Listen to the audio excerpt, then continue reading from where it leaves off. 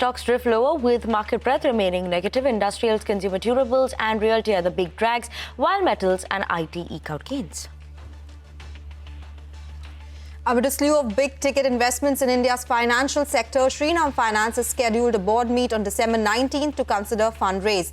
The filing follows recent reports of Mitsubishi Financial Group eyeing a stake. Ola Electric promoter Bhavish Agrawal says 3.9% in the EV maker for nearly 90 crores to help pare down promoter debt of 260 crores and release all pledged shares. The move follows S&P's downgrade of Ola Cap's parent to CCC. Rupee recovers nearly 1% from a new all-time lows of 91.07 per dollar to hit a high of 90 per dollar. Dealers say a mix of RBI selling and exporters hurrying dollar sales at higher levels helped the rupee recovery. Steep fall in crude prices also helping sentiment on rupee.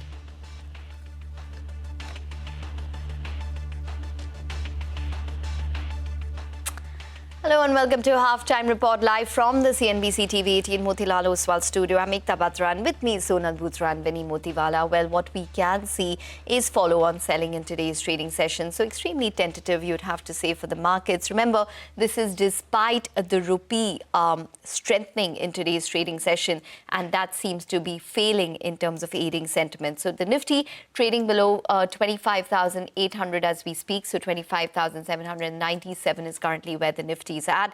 We have the advanced decline ratio weakness, which has continued into today's trading session. It was firmly on the negative side yesterday, and that seems to have continued today as well. So overall, the picture doesn't look too great at this point, a bit tentative for the markets. Hey girls, good afternoon. At the day's low when we start the show, right? And a lot of it is coming in from some of these big banks. HDFC Bank, for instance, is at the day's low as we speak. ITC, HUL, Asian Paints, so some of these FMCG names. So remember, this was an outperformer in yesterday's trading session, but has come in for some profit booking today. So all these names are at the day's low. We do have Kotak Mahindra Bank also contributing to some of the losses that we are seeing. There you go, HUL, a sharp fall from the highs. And that is the story for a lot of these consumption names as well. So we'll keep tracking that for you. But for now, it is a red-looking screen across all the major indices, far and few in the green as we speak.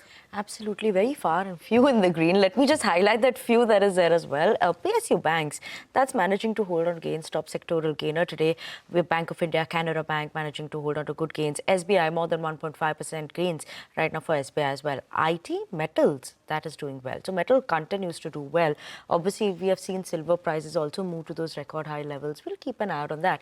A lot of metal names like Hindustan Zinc, Hindalco, Nalco are some of the gainers as well, Ekta. Yes, absolutely. So that's what's taking place in terms of the markets right now. But let's kick off the show with the first management on the show. We have Sensex Pharma, which is the first company that we're tracking. The stock has gained more than 40% in 2025 so far. It's a recent listing.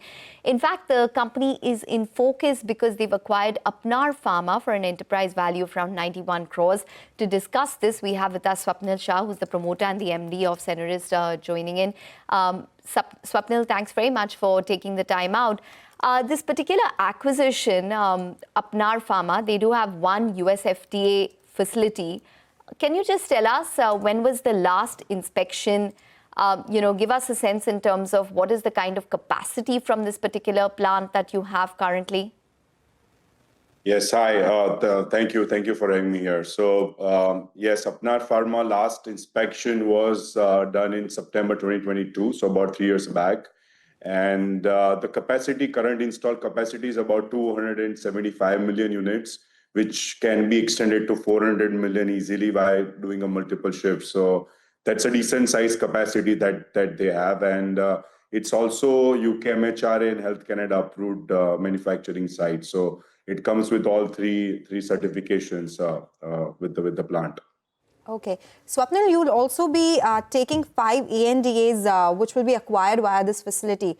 Can you give us a sense of what the size is here and what is the opportunity you're looking at after this acquisition? Yes, so these 5 ANDAs are pretty decent in terms of where it stands. It also has a pretty good government business on all the products that we have acquired. So those products will be manufactured at our US site and then will be further supplied to government business. And also from here, we have 3 already qualified products, right? So the business, they're already selling it to the US, and the business will further scale up once we start production of those 3 products immediately, right? So all in all, if you look at it, it's quite a value buy for us. And then we get a business traction from day one. So that kind of makes it the acquisition more interesting. On 75 crore debt, I think the net debt is only 35 odd crores. The remaining is debt related to liabilities as we speak. Okay. Hi, Swapnil. Good afternoon. Also, could you talk to us about more in terms of is it going to be margin accretive from the first day itself that you're talking about? And also these 5 ANDAs which you've received, which are there with Apnar Pharma. What is the size of these drugs? Could you give us an indication there as well? Yeah, so it's definitely going to generate a lot more business for us for next couple of years or where we are today. I think this year, FY27, what we are planning is about 120 crore from that site. And FY28 with current infrastructure, let's say we don't invest more, still we are looking at about 250 odd crores, because on a 400 million manufacturing capacity, even if I do a 4 rupee a unit, that's itself will 4 to 6 rupees a unit. That itself gives me about 200 to 250 crore sales without doing much. Total market opportunity for this 5 ANDAs is about 700 million. For us, what we are looking at about net to net about 15 to $18 million business out of this 5 ANDAs that we acquired from Apnar. Okay. All right, Swapnil, we're going to let it go on that note. Thanks very much for joining in and speaking with us. So that's Sensex Pharma. They have made an acquisition worth around 91 crores. But remember that the US FDA facility that the company does have was last inspected 3 years ago. So that would be a key monitorable going forward for this particular plant that they have acquired along with that total acquisition. We'll take a short break, but up next, we will be connecting with Quadria Capital's Amit Verma and Sunil Thakur in our fundraise segment. They will be talking about the outlook on pharma and healthcare into 2026. Stay tuned.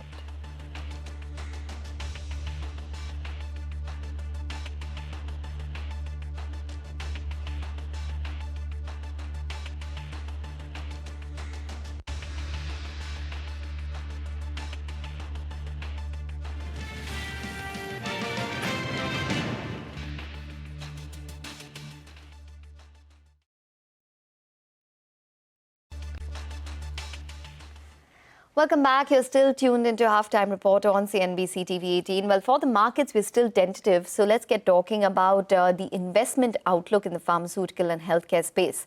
Over the past 12 months, the Indian healthcare and pharmaceutical sector has attracted an estimated $10 billion in total investments, spanning private equity, IPOs, and strategic deals. According to EY data, private equity and venture capital activity alone accounted for around 81 deals across pharma and healthcare, with total investments of approximately $3.2 billion across the space. To discuss what lies ahead, we have with us the top team at Quadria Capital, a specialist healthcare investment firm managing over around $4 billion in assets across South and Southeast Asia, including India, to share their outlook for the year. We have with us Amit Verma, the co-founder and the managing partner at Quadria Capital, and Sunil Thakur, who is the partner and investment committee member at the firm. Amit, as well as Sunil, thank you very much for joining in. Well, Amit, let's start with you, because you're joining us on a day where, NephroPlus has hit the exchanges as well. You all have an investment, and you all are, in fact, the largest shareholder of NephroPlus. Just give us a sense in terms of how much you all have made, because you all have exited around 5%. And the time frame of investment, we understand, was quite short. Thank you for having us. NephroPlus plays into our deep-rooted theme of investing in single specialty care. And it's testimony to the quality of the company that it's playing into the chronic disease market, where most of our patients are on recurrent dialysis need for many, many years. As you know, India doesn't play very well in the transplant market because we don't do enough transplants. Our returns are been close to almost 2x after our investment, but the IRRs, as you can imagine, because it's a short holding period, is going to be far higher. Having said that, we are firm believers in the medium to long term of this company. So we continue to stay as the single largest shareholder, and we will continue to support the company's growth as they grow. So just a quick word on that. If you could just give us a sense in terms of how much you probably made in that timeline of investment, and also this 30% that you do hold in Nephroplus, what is the timeline of exit, considering that the shareholding will probably get even more diluted once you do exit? So I'll answer the second question first. For us, our standard holding periods are 5 to 7 years. So we're in no great rush to do anything with the stock. And on the absolute returns, because we've only sold a sliver, it's not going to be a number which is going to make you jump out of the seat. Okay, so that was about Nephroplus, but let's talk about your fund as well. You recently closed Fund 3 at $1.07 billion. The fundraise was 60% higher than the last fund that you had. Give us a sense of where will this money go? You said single specialty is something that you're liking right now. Where are you seeing valuation gaps, and what is looking exciting now at this point in time? So there are 5 themes that we are backing as a fund, especially in Fund 3, and that will also roll over to the future funds whenever we raise. These 5 themes starts with localization, anything that's made in the country for the country, just to bring in the supply resilience. The second theme that we're going to back is outsourcing, especially in markets like India, Vietnam, few others, which are becoming solid supply base for global markets, especially if you look at pharma services, contract manufacturing. So that's the second theme that we're going to back. The third theme is going to be consumer healthcare. The fourth is digital healthcare. And the fifth is a play that we call it the roll-up play, where we are trying to target segments that are highly fragmented. So if you see diagnostics, if you see large part of even healthcare, other healthcare delivery services, it's highly fragmented in markets like India and similar markets in Southeast Asia. So we believe that there is a big play where you build brands, consolidate the market, and then offer affordable, accessible, and quality healthcare to a larger population. So these are the 5 themes that we are going to back.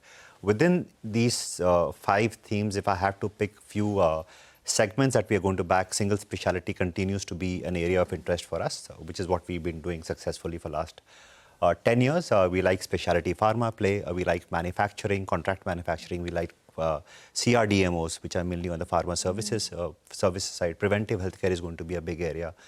Then on the associated healthcare services, we like health financing, health insurance in different formats. So anything that has the tailwind of the payer ecosystem is what we're going to back.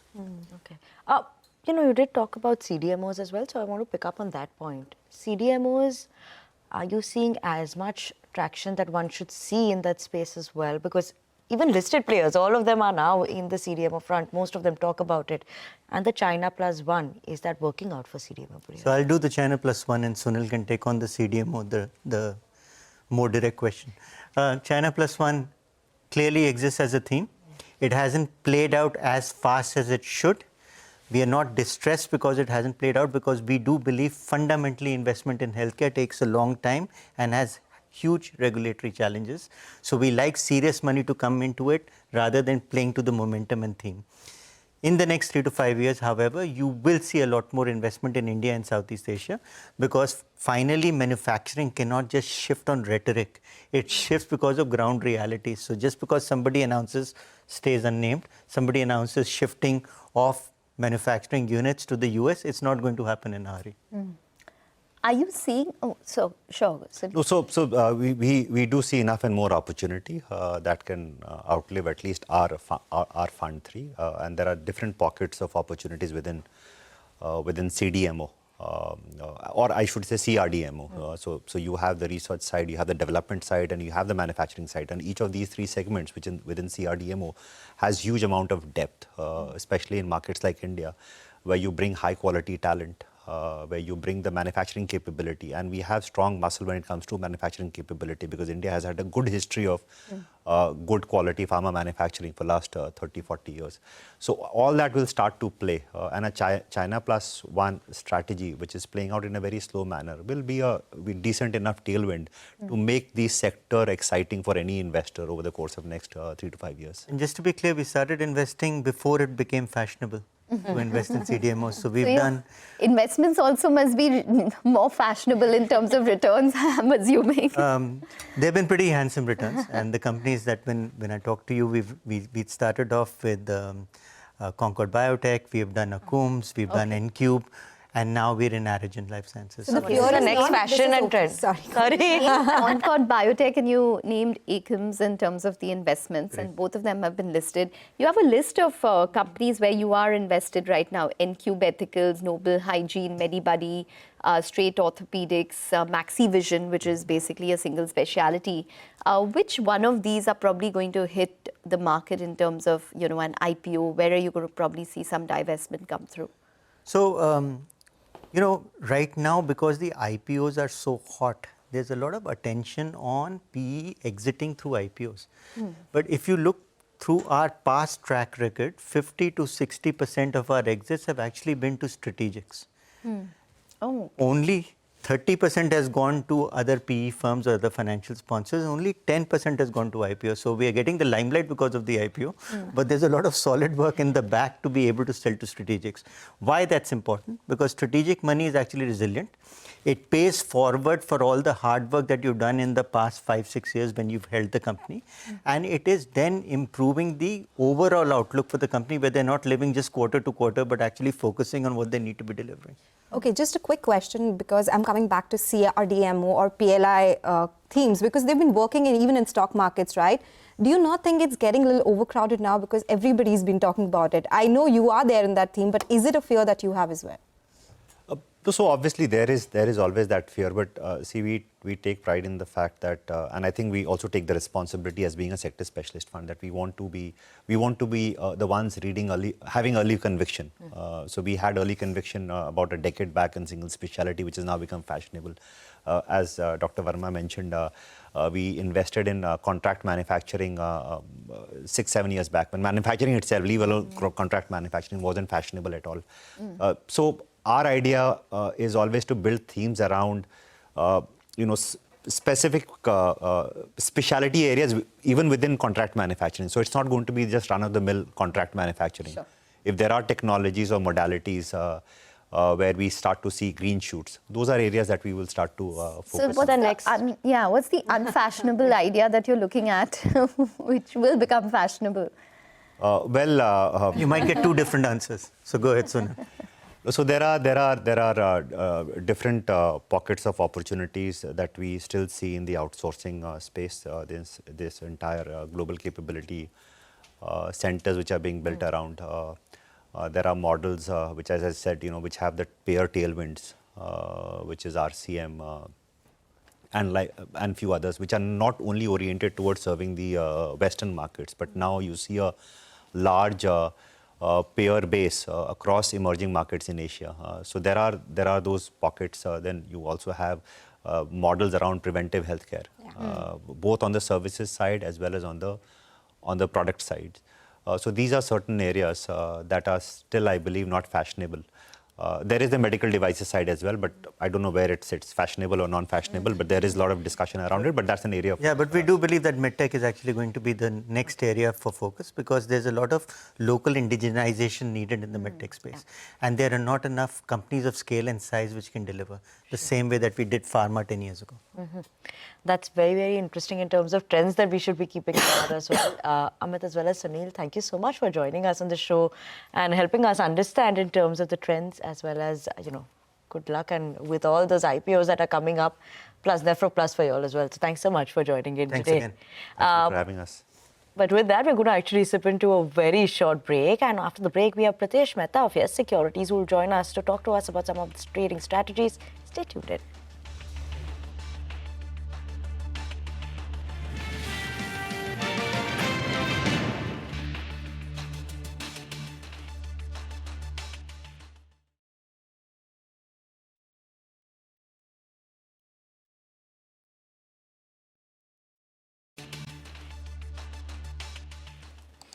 Welcome back to Halftime Report on CNBC-TV18. As of now, the Nifty is moved below the 25,800 levels. 25,786 is what the Nifty is trading at, down 73 points, almost near the day's lowest point. Nifty Bank 2 continues to be under pressure. Broader end of the market also seeing a bit sharper of a fall versus the benchmark indices. Nifty Mid Cap is down 0.4%. Small Cap 2 is trading with cuts of almost 0.4%.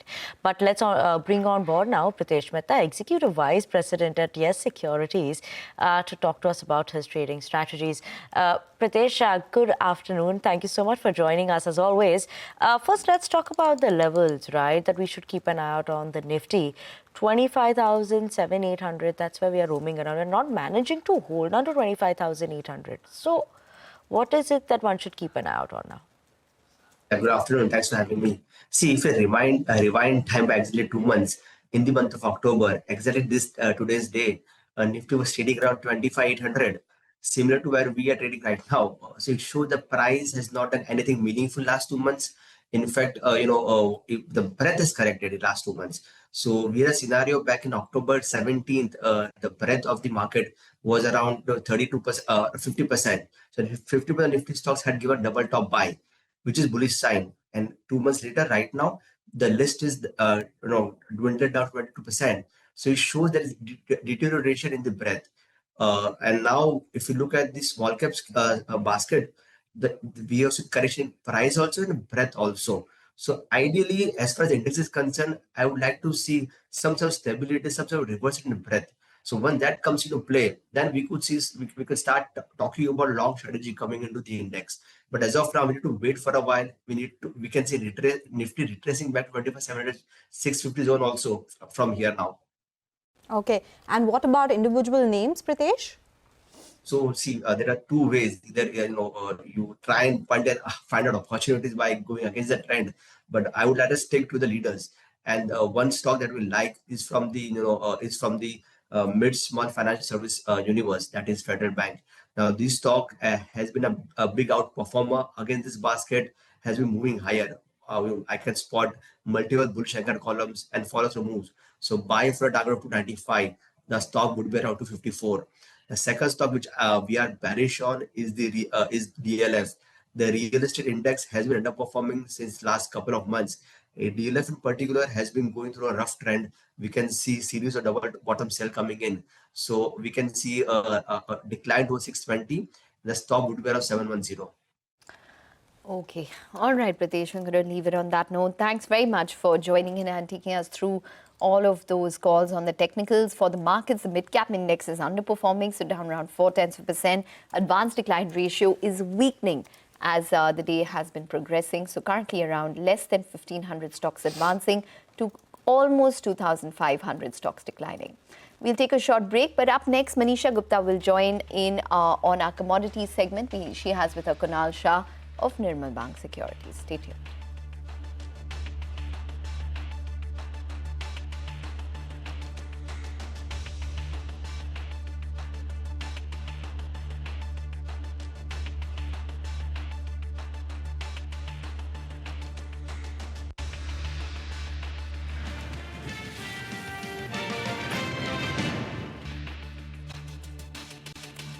Welcome back. You're still tuned into Halftime Report. Let's get in Manisha Gupta joining in now.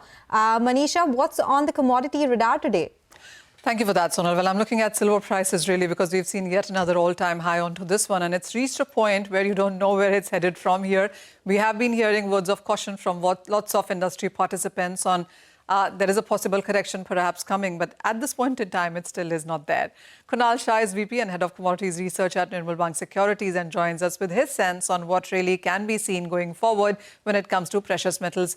Kunal, 66.5 done, and that's where we are standing right now. With silver, it clearly has been one new all-time high to another. How are you looking at the current price? We do understand that there is dislocation when it comes to the global markets in sense of silver, but there is a lot of speculative investment money, and currently we are also looking at lower volumes. Yeah, exactly. So it seems that more of a short squeeze have taken place on CME rather than more than any new fundamental development in the silver market. So you see a sort of resistance at 65, and the moment it broke off 65, you are seeing 66.5.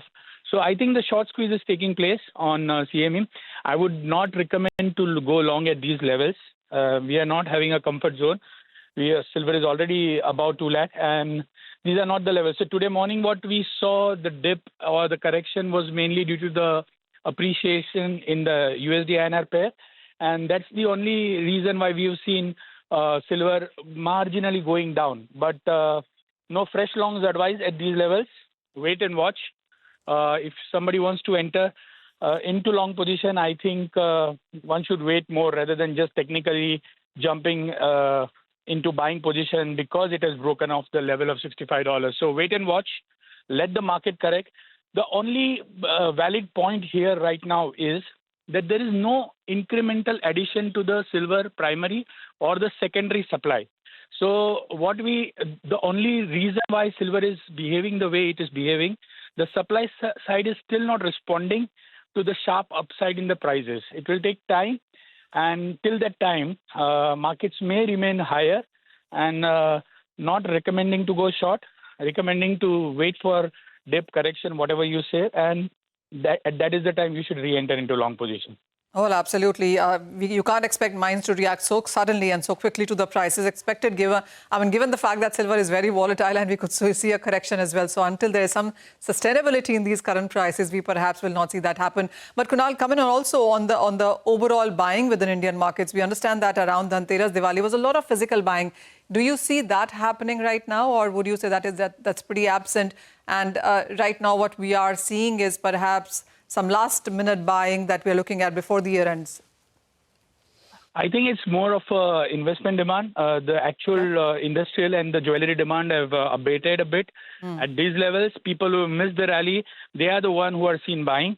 It's more of a FOMO buying rather than the actual buying, which is going on right now. Okay. And the actual demand remains weak. So we spoke to the bullion dealers across India, and what we came to know that the actual demand from the industrial side and even from the jewelry side, both continues to remain weak. What's your sense on prices from here, Kunal? I mean, I understand upside is difficult to talk, but how are you looking at prices seeing some resistance? And if the correction, the much-awaited one, does come, what are the support levels? I think 60 should be the support level, considering whatever has happened lately. And on the upside, no charts are working or no fundamentals are working right now. It's just every day, whenever there is a pause of 2-3 days, and it moves up by 5-6%. So in this scenario, I would say 70 on the upside and 60 on the downside. This should be the range, and I would wait for a correction to buy rather than jumping into long position at these levels. But buy you will. Like most says, whenever there is a shortage, it's very difficult to predict the prices, and that is what is actually happening. Because of the shortages, it is impossible to predict the prices, how long it can go up, how far it will remain high. We need to see more supply coming in, and which should balance out this equation and lead to healthier correction. So till that take place, we have to remain on the buy side. It's very risky to go short in this market. Okay, risky to go short in this market. That's the word coming in from Kunal Shah of Nirmal Bang Securities. So that's on the commodity or the precious metal space. But just look at the markets, because that is at the day's low at this point in time. Even the broader markets are now seeing further accelerated pressure. So the mid-cap index is down around 0.4%. Remember, it's lost almost 1.5% this week already, and it's lost around 2.6% this month. Just want to point out that for the Nifty, we're now trading at around 25,786. Low point of the day, as you can see at this point in time. We'll take a short break, but up next, we'll focus on city gas companies, which are surging on the back of the unified natural gas tariff effective. So stay tuned for that news.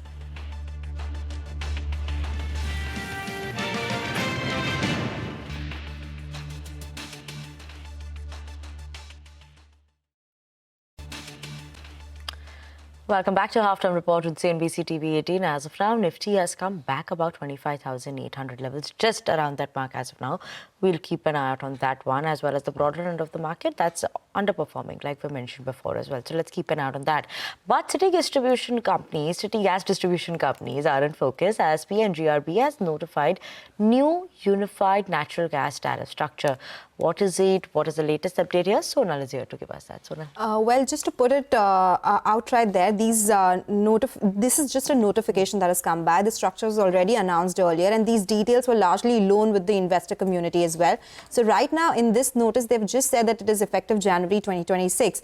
Just to take you through the details once again, tariff zones will be reduced from 3 to 2. So basically, there'll be 2 tariff zones to determine what you will be paying as a consumer when gas is transported from GAIL to city gas distribution companies and ultimately used in your cars and in your homes as well.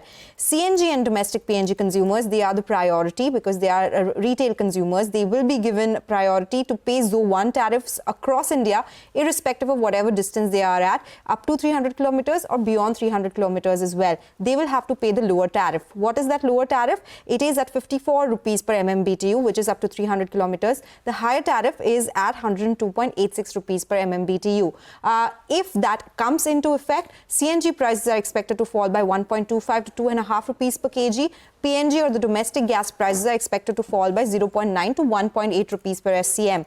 And this is the reason why all these stocks are on our radar, because one, it will reduce the cost for the transportation cost for a lot of these city gas distribution companies, which will of course be passed on to consumers, which will lead to higher volumes. So it will have an impact on their EBITDA and on their profits ultimately, which will be a positive impact. The other reason why IGL specifically is higher in trade, up around 7%, that is because Nomura has upgraded the stock to a buy on attractive valuations. They have increased the target price to 230. They think margins will now get support from lower taxes and the transmission tariffs that I just spoke about as well.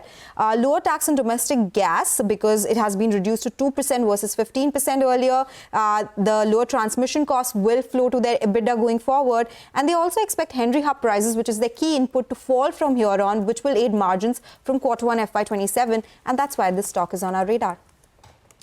Okay, all right, Sonal, thanks very much for that. So that is on all of the city gas distribution companies. But we do have some news, which is a CNBC-TV18 exclusive, where sources indicate SEBI may be making minor tweaks to proposals based on stakeholder feedback. This is to deliberate on the MF expense ratio. We'll get you more details on that particular story. As of now, we need to take a short break, but we'll get you specifics on that as well as on the market. Stay tuned.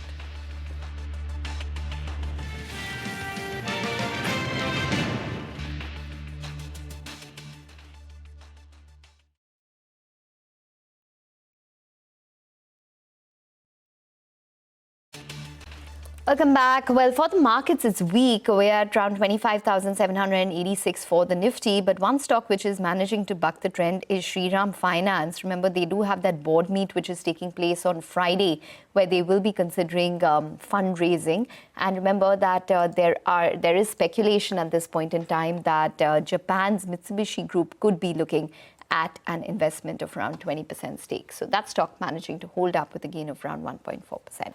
We'll take a short break on that note, or rather we'll wrap up on Halftime Report. Business Lunch will take all the action forward. Stay tuned.